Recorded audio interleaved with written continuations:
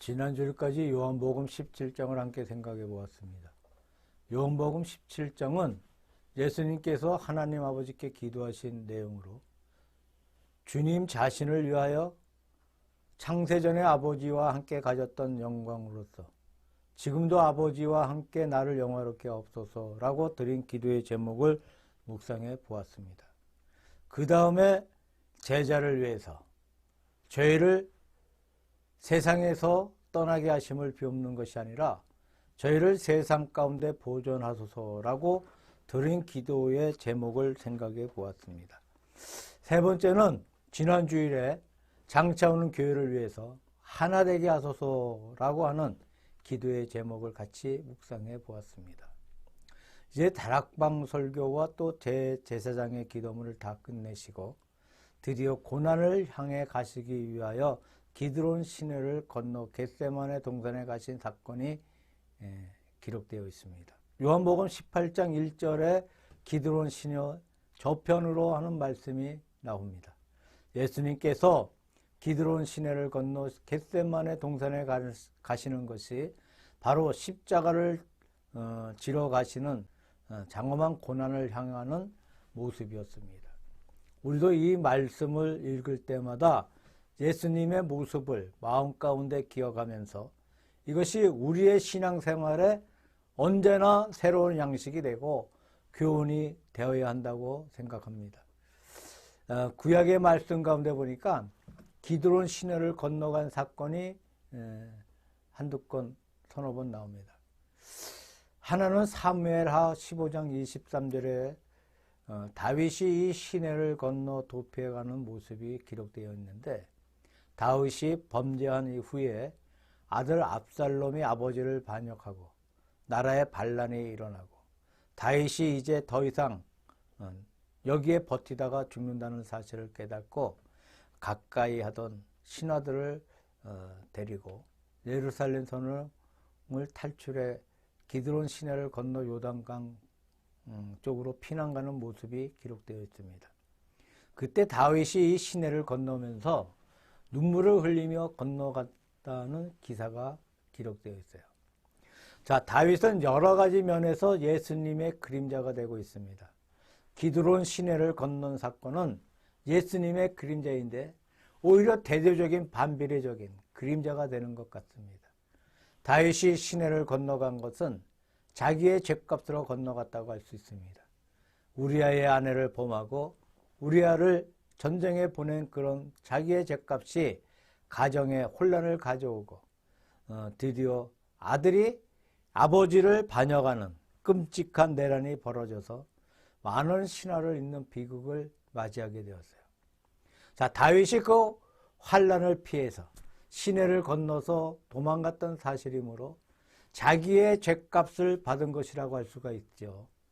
자, 예수님께서 이 시내를 건너가신 것은 자신의 죄 때문에 건너가신 것이 아닙니다. 세계 만민의 죄를 대신 지시기 위해 가셨으니까 아주 정반대의 상황이 된 것 같습니다. 그 다음에 시내를 건너간 결과는 다윗은 그 시내를 건너 피난 갔다가 아들 압살롬이 전쟁에서 죽고 다시 다윗은 이 시내를 건너서 예루살렘으로 돌아와 왕위에 복귀하게 된 사실입니다. 그래서 마지막을 편안히 살다가 솔로몬이 왕위를 계승해서 왕이 되고 다윗은 자기의 천명을 다하고 죽는 모습이 기록되어 있습니다. 우리 주님께서 이 시내를 건너신 결과는 십자가에 돌아가셨으나 3일 만에 부활하시고 승천하시고 하나님의 나라의 영광 가운데 들어가신 것입니다. 다윗이 보좌에 복귀한 것 같이 우리 주님께서는 부활의 영광을 받으시고 하나님 우편에 앉아 계시는 영광스러운 장소에 들어가셨습니다. 그런 의미에서 다윗이 예수님의 그림자가 되었다고 할 수 있겠습니다. 그럼 또 하나의 사건은 열왕기상 2장 39절 이하에 보니까 시므이가 이 기드론 시내를 건너감으로 죽는 장면이 기록되어 있습니다. 이 시므이가 누구입니까? 바로 사울 지파에 속한 사람입니다. 다윗이 피난 갈 때 산 위에서 따라오면서 다윗을 저주했던 사람이었어요. 아무리 왕이 피난 간다 하지만 역시 왕은 왕인데 또 왕에게 많은 용사들이 있음에도 불구하고 이 시므이가 무지막지하게 왕에게 저주를 퍼붓습니다. 그때 왕 곁에 있던 신하가 당장 올라가서 그의 목을 베려고 그랬지만 왕이 만류함으로 그냥 두었어요. 그 후에 다윗이 무사히 돌아왔을 때에 시므이는 제일 먼저 다가와서 그 앞에 엎드려 자기의 죄를 사과하고 용서를 구해 다윗이 용서해 주었습니다. 다윗이 일단 용서하긴 하였지만 왕을 저주한 그 죄는 도저히 없어지는 법이 아니었습니다. 그래서 솔로몬이 등극해서 왕이 되고 나서 이 시므이를 불러 내가 우리 아버지에게 사과했기 때문에 용서를 받기는 했지만 내가 내게 제지하는 것은 제지하는 구역을 줄 테이니 앞으로 예루살렘 성내에서 내가 살아야 할 것이다. 성 밖을 건너가서 기드론 시내를 건너는 날에는 내가 반드시 죽을 줄 알라. 그렇게 명령을 합니다. 자, 시므이는 상급만 해도 고마운 것이니 예, 그렇게 하겠습니다 하고 맹세를 합니다. 그 후에 몇 년이 지나서 시므이의 종 하나가 도망을 갔다는 소식을 듣고 이 사람이 죽으려고 그랬는지 왕과 더불어 약속한 것을 잊어버리고 기드론 시내를 건너가서 자기의 종을 찾아옵니다. 그 소식이 솔로몬 왕의 귀에 들려 왕은 그 전날의 약속대로 그를 잡아서 죽이는 사건이 기록되어 있습니다. 자, 기드론 시내를 건너간 것은 바로 자기 자신을 죽이는 일입니다. 다시 말해서 자기의 전날에 지은 죄값, 또 솔로몬과 더불어 약속했던 약속을 위반했던 죄값으로 말미암아 죽임을 당하게 되었다고 할 수가 있습니다. 예루살렘 성은 네모 반듯하게 되어 있습니다. 그중 서편에 흰놈의 아들 골짜기가 있어요. 흰놈의 아들 골짜기가 있습니다. 이 골짜기는 몰록신 우상을 만들고 거기에 제사를 바쳤던 것이고 또 예루살렘 안에 있는 쓰레기를 내버리는 것이 되어서 흰놈의 아들 골짜기는 바로 지옥의 상징이 되고 있었습니다. 그 골짜기가 서와 남과 동을 쭉 돌고 있습니다만 그 중에 동쪽에 있는 것이 바로 기드론입니다. 이 기드론은 골짜기이면서도 또 시내예요. 성지 순례를 가신 목사님들의 이야기를 들으면 물은 별로 없고 파여있는 골짜기에 지나지 못했고 그 부근에는 감람나무가 많이 서 있다고 합니다. 하여튼 지금도 골짜기는 그냥 거기에 남아 있어요. 예수님께서 마가의 다락방에서 최후의 설교를 마치시고 또 제자들을 위한 기도를 마치시고 드디어 그 시내를 건너서 겟세마네 동산에 가십니다. 거기에서 기도하시다가 붙들리시고 십자가에 달리시는 고난의 길을 향해 행진해 가십니다. 제자들은 왜 그 시내를 건너는지 모르고 따라왔어요. 도무지 앞을 알지 못하고 따라온 철없는 사람들에게 도무지 앞을 알지 못하고 따라온 철없는 사람들에 지내지 못했지만 주님을 화나게 하시고 십자가를 바라보시고 건너왔다는 거예요. 그 심정이 어떻겠습니까? 십자가를 바라보면서 한 걸음 한 걸음 다가가는 것이 바로 기드론 시내를 건너간 사건입니다. 우리 예수님의 거룩한 심정을 한번 우리가 생각해 보면서 예수님의 그 뜻을 우리 마음속에 느껴볼 때 참으로 십자가의 뜻을 더 알 수 있다고 믿습니다. 우리가 십자가의 뜻을 알게 될 때에 우리의 받은 바 구속의 교리가 얼마나 고마운 것인가 하는 사실도 알 수 있다고 생각됩니다. 이제 우리들은 다 같이 예수님의 심정이 되어서 예수님과 더불어 같이 기드론 시내를 건너가면서 이 뜻을 한번 묵상해 보시기를 바랍니다. 먼저 기드론 시내 저편에는 예수님을 대적하는 적어도 세 종류의 사람들이 기다리고 있었어요. 하나는 로마 군인들이에요. 하나는 바리새인들입니다. 하나는 가롯 유다예요. 이 세 종류의 사람들이 기드론 시내 저편의 겟세마네 동산에서 기다리고 있었습니다.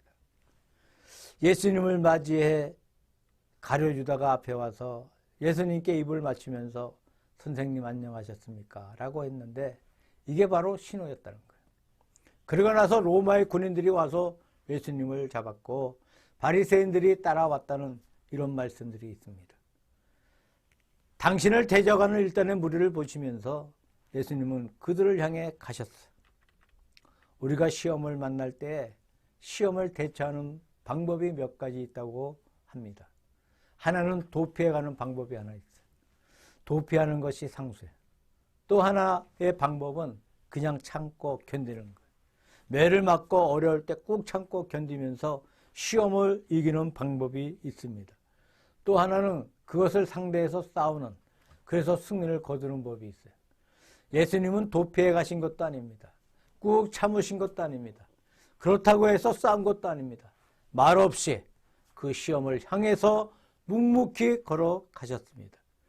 예수님께서 그 시험을 대하시는 독특한 방법이었다고 할 수가 있습니다. 먼저 로마 군인, 이것은 어떤 종류의 시험이겠습니까? 로마의 군인의 세계는 소위 그 당시의 세계를 제패하는 로마의 세력이니까 군인의 세계는 그야말로 힘밖에 없어요. 힘이 있고 주먹이 있고 폭력이 있고 그 이상 아무것도 없습니다. 여러분들께서 커버아디스라는 영화를 보신 분들이 많이 있다고 생각됩니다. 거기에 보면 비키니스라고 불리는 로마의 군인으로 군인 정신 외에 아무것도 없는 사람인데 그에게 십자가를 주니까 자기 무릎에 대고 꺾어버리면서 이게 다 무슨 소용이 있느냐, 우리 로마는 로마의 힘을 가지고 지배한다고 말하는 장면이 나옵니다. 그게 소위 로마의 방법이었어요. 옛날에 로마인들이 높이 든 슬로건 가운데 하나가 로마의 평화라는 거예요. 로마의 평화는 어떠한 것인가? 칼을 들고 남을 무섭게 하고 탄압하고 죽여버리는, 그리고 없애버리고 힘으로 정복해 두 말 못하게 만들어서 조용하게 만드는 것, 그게 바로 로마의 평화입니다. 완력을 가지고 지배해서 조용하게 만드는 평화의 길입니다. 그러나 예수님이 주시는 평화는 절대 그런 것이 아니죠. 예수님께서 우리에게 말씀하시기를 내가 너에게 평안을 주노니 내가 주는 평안은 세상이 주는 평안과 같지 아니하다 라고 하셨습니다. 이 평안은 로마의 평안이 아닙니다. 예수님께서 주시는 평안은 그런 것이 아니고 내적인 평안입니다. 하나님과의 거룩한 연결을 가짐으로 환난 속에서 우리의 마음속에 안정된 평안을 가지고 그런 평안인 줄로 생각합니다. 우리 주님은 당신의 가슴 속에 예수 그리스도의 평안의 근본을 가지시고 로마의 무서운 폭력을 향하여 앞으로 나아갔다.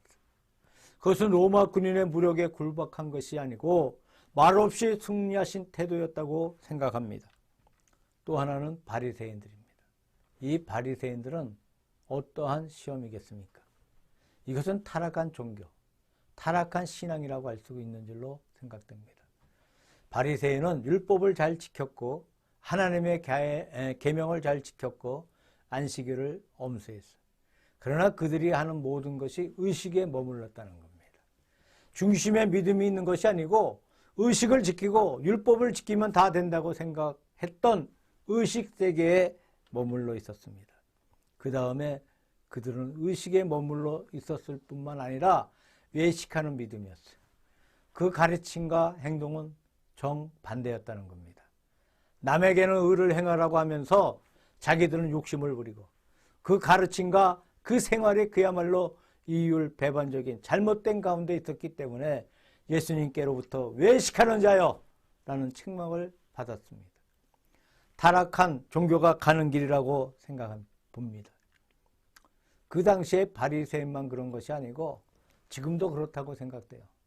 우리가 지금도 예수님을 믿고 나가지만 잘못할 때 우리의 신앙이 의식이나 율법이나 법에만 머물러 있고 중심에 믿음이 없는 상태에 있을 때가 너무나 많이 있다는 겁니다. 또 우리의 가르침과 우리의 생활이 그야말로 오순되고 있을 때가 참으로 많이 있다고 생각합니다. 예수님은 그것도 극복하시면서 그들을 향해서 매진해 가셨습니다. 세 번째는 가룟 유다. 이 가룟 유다는 한마디로 말해서 배신자라고 할 수 있습니다. 로마의 군인은 폭력이라고 할 수 있지만 바리새인들은 외식자라고 할 수 있고, 로마의 군인들은 폭력적이라고 할 수 있다면 바리새인들은 외식자라고 할 수 있고, 가룟 유다는 배신자입니다. 예수님의 곁에서 사랑을 받았고, 예수님의 은혜를 받았고, 말씀을 들었고, 놀라운 기적을 그렇게 많이 보았음에도 불구하고 그는 예수님을 배반했다는 거예요. 그가 주님을 따라왔던 모든 것을 물욕의 기회로 삼았어요. 예수님의 돈 전대를 맡아서 사사롭게 돈 전대를 이용하였고, 물욕으로 모든 것을 썼고, 마지막에는 은 30으로 자신의 스승을 팔아 넘겨주었다가 훗날에 후회가 되고 그 은을 성전에 내 던져버리고 목을 메어 죽었다는, 그렇게 기록되어 있습니다. 그가 목 메어 죽었다는 사실을 보면 그가 자기 마음속에 선생님이 나쁘다고 생각한 것은 아닙니다. 다시 말해서 신념으로 한 것이 아니에요. 순전히 물욕 때문에 한때의 돈 욕심에 끌려서 그런 배은망덕을 한 행동을 한 것입니다. 유명한 단테가 쓴 신곡이라고 불리는 글이 있습니다. 그 글의 마지막에 지옥편에 보게 되면 우리 한국시로 말하면 지옥의 아랫목에 가룟 유다가 있고 또 시저를 죽였던 블루투스가 있습니다. 유다와 블루투스 두 사람이 지옥 제일 아랫목에 있는 모습을 묘사한 것을 보게 됩니다. 아마 단테의 눈에는 가장 악한 자가 이 사람들이라고 생각했던 것 같습니다. 시저는 블루투스의 선배인 동시에 양부라고 합니다. 자기의 스승을 배은하거나 자기의 양부를 죽이는 것이 지옥의 제일 아랫목에 가는 죄인 것을 볼 수가 있습니다. 이런 세 종류의 박해자, 삼종의 적을 향해서 우리 주님은 돌진해 가셨어요. 우리 주님은 이 삼종을 다 극복하고 승리하셨습니다. 예수님은 당신의 독특한 권한을 가지고 로마의 권력에 대해 승리하셨고, 바리새인들의 가식적인 믿음에 대해 승리하셨고, 가룟 유다에 대해 승리하시고 전부 다 정복하셨습니다. 우리 주님께서 기드론 시내를 건너가신 그 모습으로 우리 믿는 성도들에게도 늘 이런 세 가지의 박해자 또는 세 가지의 시험이 있을 수 있다고 믿습니다. 폭력으로서 일을 하려고 하는 마음, 율법과 가식에서 믿으려고 하는 생각, 또 배은과 잘못된 생각, 이런 것들이 우리의 마음속에 언제나 시험으로서 다가올 수 있다는 것을 우리가 늘 기억해야 되겠습니다. 그러나 주님이 이미 승리하셨기 때문에 우리는 이 세 가지 시험을 극복할 수 있고 또 극복해야만 된다고 믿습니다. 두 번째로 말씀드리고 싶은 것은 4절에 있는 말씀입니다. 그가 그 당할 일을 하시고 앞으로 나아가사 가라사대 너희가 누구를 찾느냐? 라고 물으십니다. 주님께서 도피해 가신 것이 아니고 앞을 향해 가시면서 너희가 누구를 찾느냐? 라고 물으셨어요. 그들이 대답하는 말이 나사렛 예수라 하니 내로라 내가 바로 예수다 라고 대답하셨어요. 자신이 고난을 향해서 앞을 향해 가셨어요. 다시 말씀드리면 고난을 감수하신 모습이에요.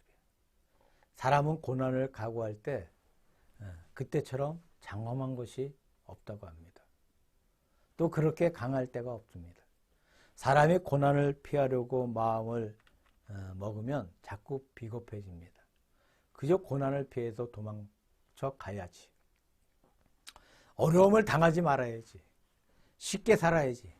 그렇게 마음 먹으면 자꾸 사람이 비겁해져. 약해져 버리고 또 마지막에는 형편없이 아주 망가지게 됩니다.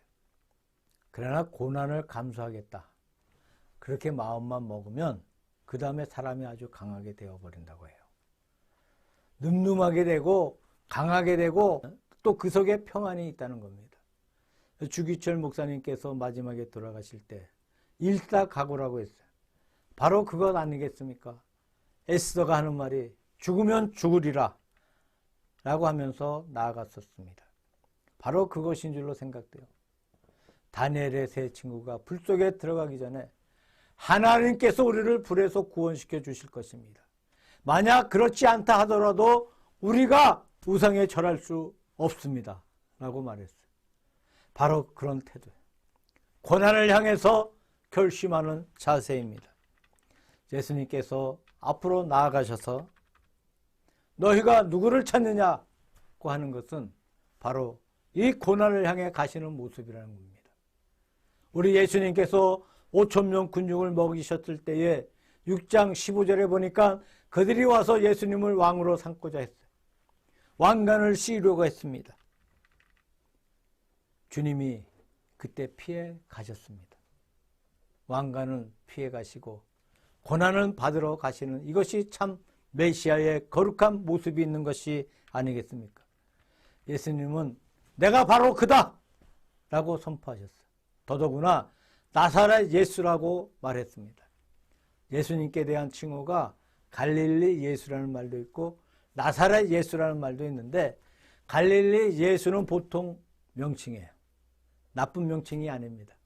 그러나 나사렛 예수는 경멸적인 명칭이에요.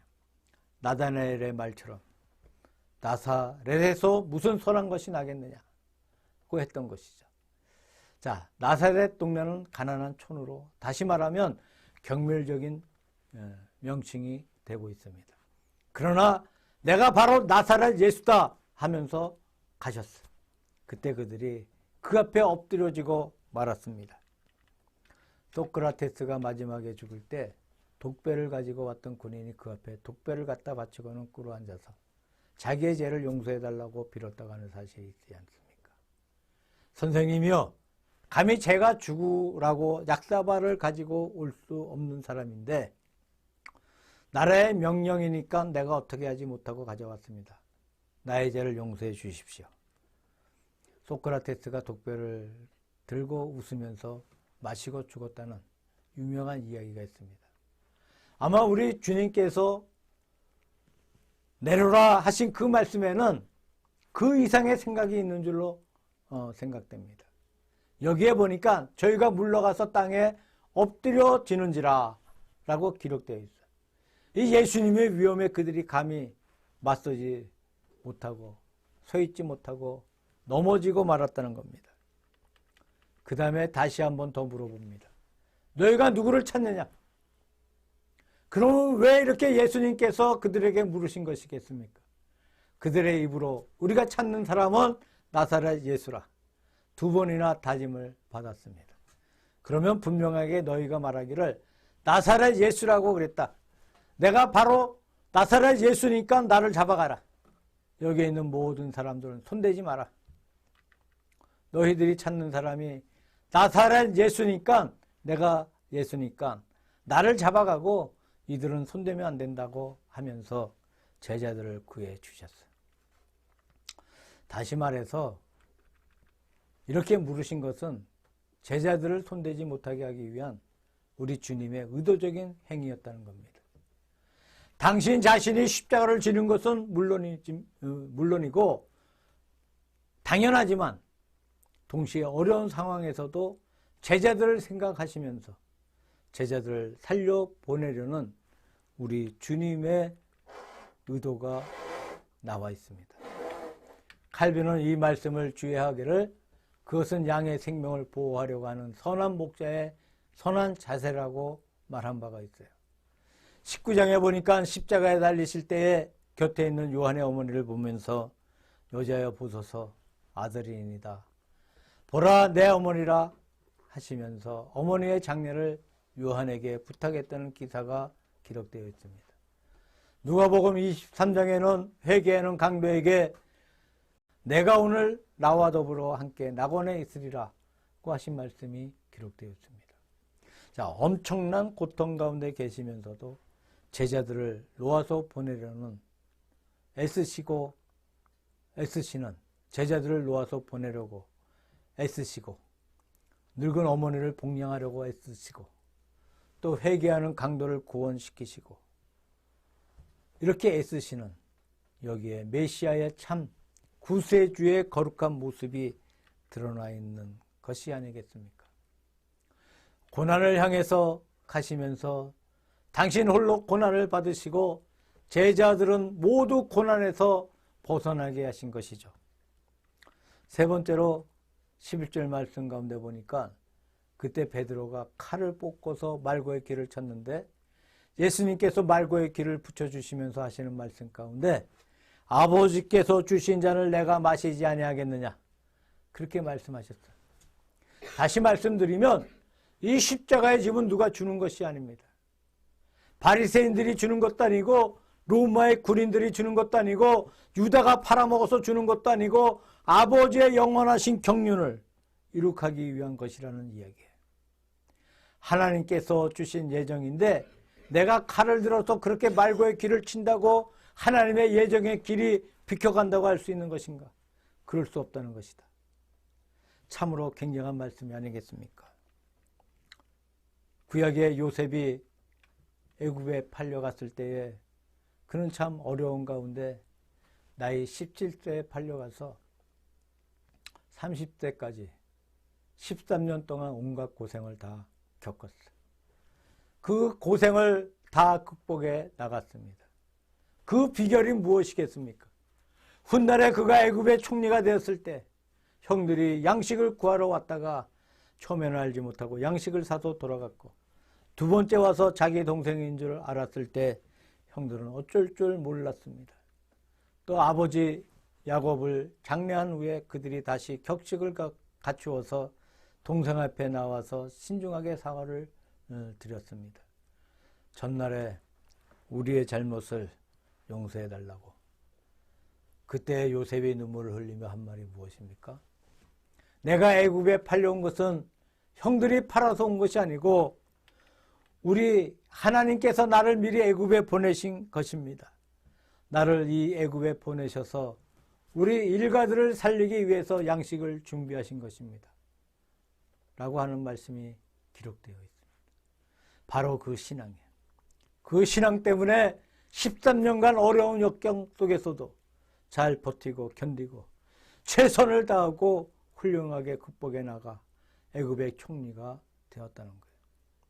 그 신앙 때문에 자기를 괴롭혔던 형들을 용서할 수가 있었습니다. 자, 눈물을 흘리면서 혼연히 용서해 줄 수 있는 아량도 가지게 되었습니다. 그 비결이 무엇입니까? 나를 애굽에 보내신 분은 아버지시다, 하나님이시다 하는 사실이에요.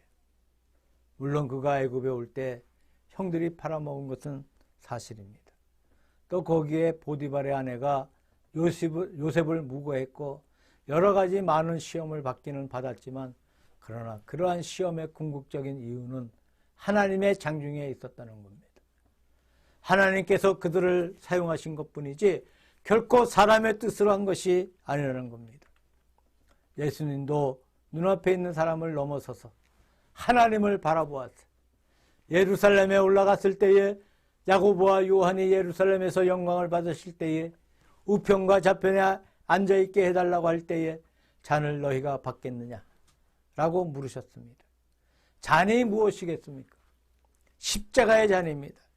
그런데 이 사람들은 예수님이 예루살렘에서 왕이 되시면 그 잔은 왕이 하사하는 영광의 잔인 줄로 생각하여서 예, 마시겠습니다라고 대답했습니다. 하지만 잔의 개념이 전혀 다른 것입니다. 예수님께서 말씀하시기를 그래 너희가 이 잔을 받을 것이다 라고 말씀하십니다. 이것은 무슨 말씀이겠습니까? 그때 그들은 그 잔을 오해해서 영광의 잔으로 생각했는데 너희가 받을 것이다 라는 그 말은 너희가 장차 잔의 참 본의를 깨닫게 되고 고난의 잔을 받을 것이다 라는 이야기입니다. 과연 야고보는 제일 먼저 순교를 했어요. 칼로 목뱀을 받아 순교를 당했습니다. 요한은 제일 늦게까지 살면서 밤모섬에 가서 큰 고생을 하고 요한계시록을 기록했습니다. 내 아버지가 주신 잔을 내가 마시지 않겠느냐? 우리가 이 신앙을 가져야 된다고 믿습니다. 모든 일을 맞이할 때마다 아버지가 하신다, 아버지의 손길이 그 가운데 계신다, 이것을 믿으면서 아버지께서 주시는 것인데 내가 마시지 아니하겠느냐 할 수 있어야 하겠습니다. 여기에 베드로가 칼을 뽑아서 말고의 귀를 쳤는데 오른쪽 귀를 쳤다는 말이 기록되어 있습니다. 어떤 주석가가 이 말을 가지고 베드로는 왼손잡이였다고 말했습니다. 앞에 있는 말고를 쳤는데 오른쪽 귀를 쳤으면 왼쪽 귀가 오른손잡이가 쳤으면 왼쪽 귀가 떨어질 텐데 그 사람의 오른편의 귀가 떨어졌다는 것은 왼손 가지고 쳤기 때문에 왼손 귀가 떨어진 것이 아니겠느냐고 추측합니다. 또 어떤 분은 말하기를 베드로가 오른손잡이인데 말고의 뒤에서 쳐서 오른편 귀를 쳤다는 재미있는 측측도 있어요. 자, 중세시대에 그런 일화가 있습니다. 어떤 전도자가 로마의 참 혈기왕성한 어떤 군인을 상대해서 전도를 했는데 전도하면서 예수님께서 겟세마네 동산에서 붙들려 가신 사실을 이야기했습니다. 군인이 벌떡 일어서더니만 밖에 뛰어나가서 칼을 쭉 뽑아 하는 말이 내가 만약에 그 장소에 있었다면 이 칼을 가지고 잡으러 오는 무리들을 모조리 다 죽여버리고 예수님이 안 잡혀가게 했을 것이다. 그렇게 말하더랍니다. 그때 그 전도자가 하는 말이 여보세요. 걱정 마세요. 그때 꼭 당신 같은 분이 한 분 있었습니다.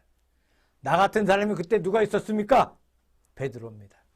베드로가 칼을 뽑아서 그렇게 했습니다. 그러나 우리 주님께서 오히려 그 길을 붙여주셨습니다.